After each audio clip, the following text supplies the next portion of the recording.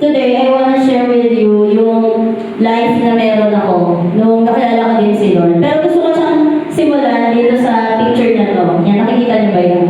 Yan, dalawang picture nakalagay doon, burned at 900 degrees Fahrenheit in 1 hour. Parehas niluto yung dalawa, yung isang oras lang niluto in 900 degrees nilakasan.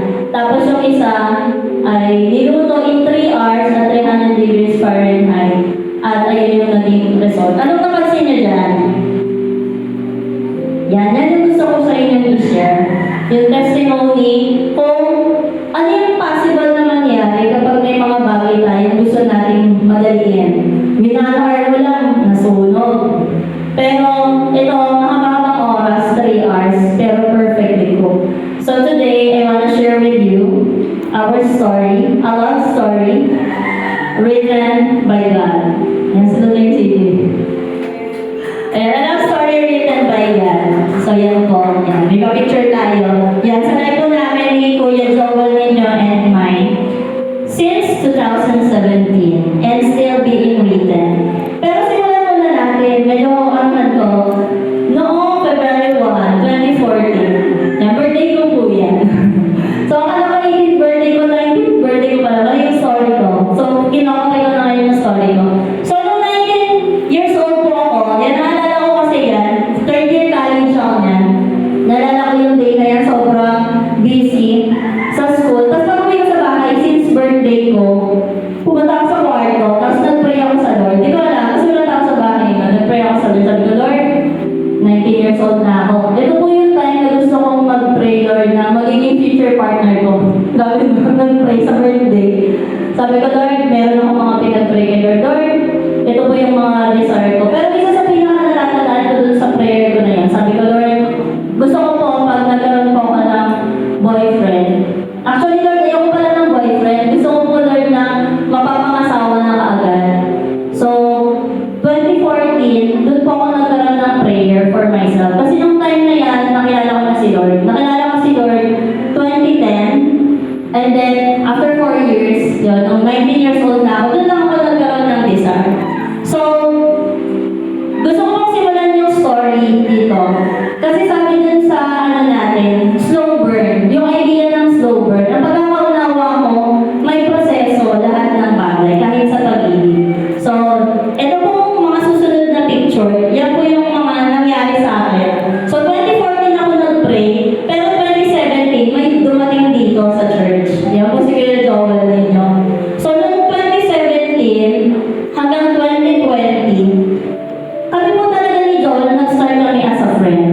So, we started as a friend, at yan, yung first, naalala ko yun eh, mga first photo namin, nagpapapicture pa siya sa akin. Siguro rush na ako. Nagpapicture siya sa akin. Tapos ito, nasa gitna, yan, part po kami ng worship team. So, ako po yung nag-keyboard, si Kuya Joel, no, I got you bass. And, hindi lang doon, kundi, yan, sa mga conferences, talagang magkakasama kami kasi we really build our relationship and friendship. Kahit nung pandemic, no, naka-online pa. So, meron kaming ginagawa ng mga online gatherings. Yan, tapos, yan, makita natin yung mga other pictures ng kasunod Kuya CJ. Yan, naman kami ng G-Gold National Conference. Itong nasa gitna, Encounter Retreat. Sa mga nakapag-live class na, Encounter Retreat ni Joel. Nakita ko magkasama pa kami dyan. Na-realize ko lang naghahanap ako ng picture. Tapos yan, sa worship team, wala, mga pictures lang yan. Pero isa po sa pinaka-nangyari, 2017 si Joel dito na-invite. Pero mga year 2018, yan yung feeling ko medyo nagpapahayag na siya na may nararamdaman siya. So 2018 po yung nagsimula. Birthday ko ulit, February 1, 2018. Yan, nag-aaral pa nun si Joel kasi nag-second courser siya. So nag-take siya ng 2-year course sa data ko. Tapos nung actual birthday ko, nagulat ako kasi pinuntahan niya ako. Kasama yung nag-invite sa kanya si G. So yan, sabi ko, ano kaya ano dito? Siguro dahil kasama lang sa church. Pero yung magbibigay sa'yo ng effort, ano kaya ang intention? So, the rest is history. But, nakita ko dito, yan, ito na, yan, inaano ko sa inyo kung paano siya nagtuloy-tuloy. In 2020, Yan na. So this is the time he laid down his intention of courting me. Sabi ni Kuya CJ, dapat may intention daw. So, naalala ko noon, may gawain online, gabi. Tapos, after ng gawain, pumunta siya sa bahay. Sabi ko sa kanya, naalala ko yung date, June 16, 2021. Tanda yung date. So, pumunta siya sa bahay after ng gawain. Tapos, ako busy pa ako nung time na yun, may ginagawa ko.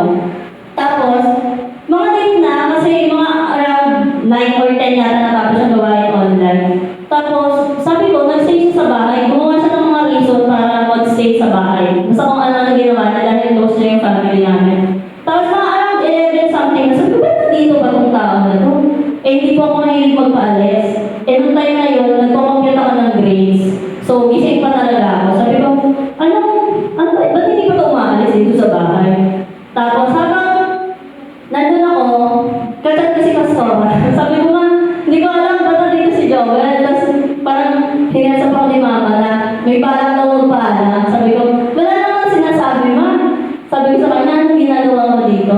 So, ito, siguro ilang minutes ba bago siya nagsalita. Tapos sabi niya, pwede ba mangligaw? Nagpaalam na siya sa akin, nagsabi na siya. Sabi ko, talaga mo lang kung mag-ano? Yun ang mga gusto mong sabi. Sabi niya, nakakapa ba kaya? So, yan. Siguro nakapagsalita siya ng mga June 17. Ganun ka talaga, isang oras. So, sabi ko, ang sabi ko po sa kanya, it's not a yes. So, sabi ko, I am still praying. Sabi niya, na-realize niya daw, sabi niya, feeling niya daw yes daw yung sabi ko. Ay, sinabi ko naman na I'm still praying. Pero yung year po na yun, yan, makita niyo yung nasa gitna, yan, nagko-compute ako ng grades, sinasamahan niya ako, kahit sinabi ko naman, wala akong kahit anong actual answer na yes. Pero, dahil na nakita ko yung intention, nilikaw na talaga yung intention, he really pursued me. Ito po yung mga bagay na hindi lang po ng church, ngayon ko lang po ito i-share. So yan, may mga pictures dyan, kasama namin si Dency. Yan, lagi po akong, kapag kasama ko po si Joel outside, he always assured na may kasama kami. Meron tao na accountable dun sa nangyayari sa amin. Ito pong picture na to, minay ko yan sa IG. Si Mama po kasama ko. Kasama din po namin si Joel. Yan, pero sa lahat po ng lakad namin sa labas, we never allow ourselves na kaming dalawa lang. Ako yung may personal na gano'n, na isang gabi sa residence no, sabi ko din, sama ka, okay Ma, samahan mo kami, may pupuntahan ako. Lagi po talagang may kasama. Kasi, ganun yung gusto talaga ni Lord na makita natin na when we are, imagine 2021 yan, ilang taon na ba ako na? 26 years old na ako, naghahanap pa ako ng kasama. Kasi, yun yung right foundation na gusto talaga ni Lord ituro sa atin when we are in a relationship. We are not actually in a relationship that time, but yun yung desire namin. And then 2021, yan po, ito, green flag ni Joel. Ganyan naman ito malalaman. Bago po siya umalis, kasi ang alam, kung hindi po ninyo alam, si Joel po, yung nature ay, pwede ko sabihin, sige, siya po ay military officer ngayon. So bago siya mag-start sa training niya, yan, may mga something pa siya. Nagulat na lang ako, a night before, meron pala siyang personally craft na flowers. Gumawa siya mismo gumawa. Sabi ko, artistic ka pala, gumawa ko flowers Tapos, a night before, pinuntahan niya ako sa bahay. Binigay niya sa akin yung flowers. May message pa yan. Yan, may mga nakasulat pa. Tapos, natatandaan ko lang nung gabi na yan. Sabi ko, ano ba ito nila, Pastor? Yan yung tinanong ko sa kanya. Sabi niya, alam mo nila, Pastor. So yan, October yan, 2021, nung June 2021, paalam siya. October yan, nung paalis na siya ng training. Habang nasa training siya, we still have our communication. He really make time, kahit medyo mahirap yung time na yon, meron kami communication, nakakausap ko siya, nagkakamustahan kami, pero walang masasabi natin label. As in, nagkakaroon lang kami communication within that time. Pero deep in our hearts, alam ko, meron lang something with us. Parang nandun na yung pinaka-ongoing na yung process. At naalala ko pa, ito yung sinabi kanina ni Kuya Francis, na napakahalaga na may leaders ka. Kasi nung bago siya umalis, inisip ko, sagutin ko na kaya siya. Kasi sinabi ko, waiting ako,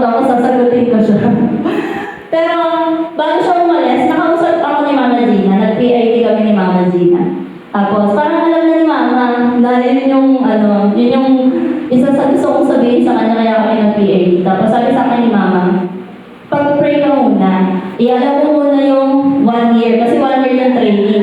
Kung pagbalik niya, same pa rin yung emotions mo, ibig sabihin, yun talaga yung will ni Lord. So dahil po doon, nakinig ako sa pastora ko, nakinig ako sa cell leader ko na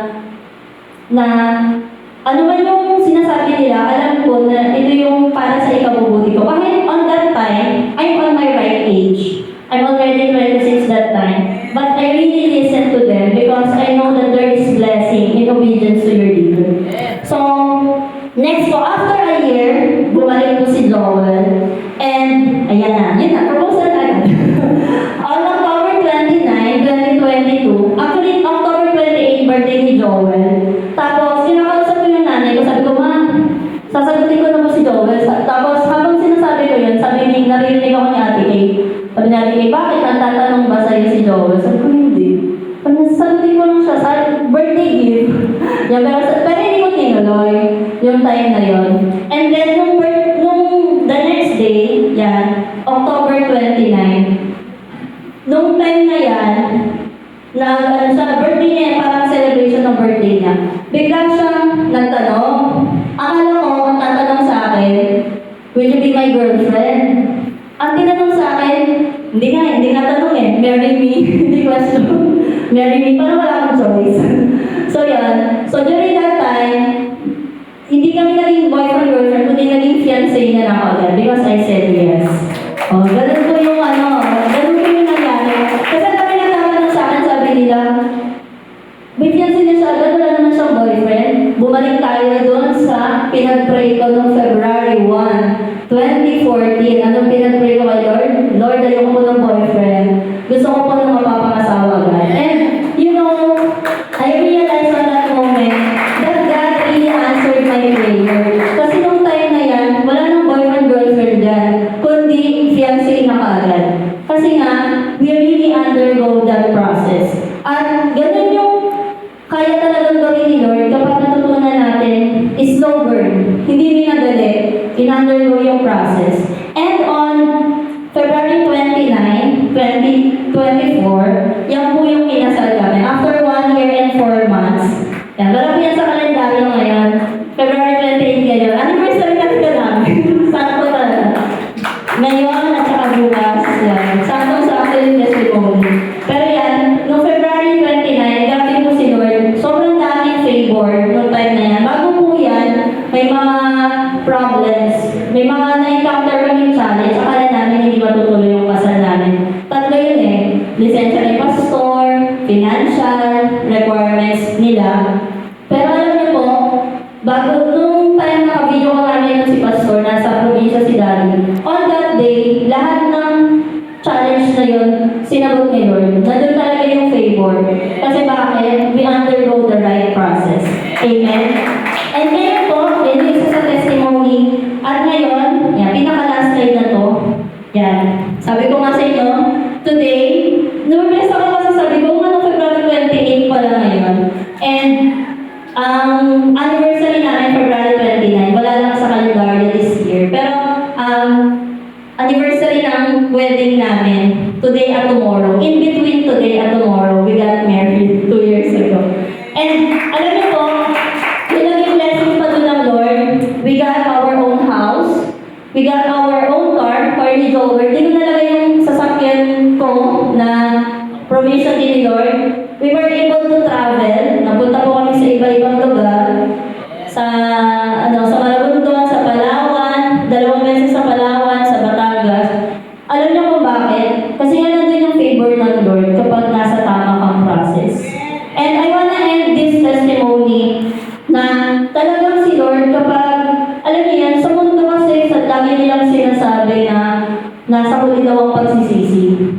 Yan. Hindi mo malalaman yun kasi nasa huli pa yung pagsisisi. Pero tayo as Christian, now is the time for repentance. Kung sa tingin nyo, yung relationship, if you are in a relationship now, and you think that is not yet the right time, maybe God is calling to you today. Kasi gusto niya, madaanan mo yung tamang proseso. Kasi yung dulo ng Lord na gustong ibigay sa inyo is a good blessing, a favor.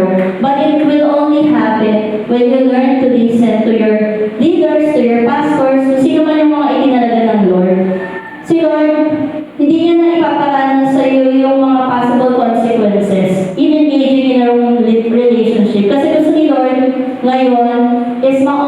natin talaga yung season. Kung ano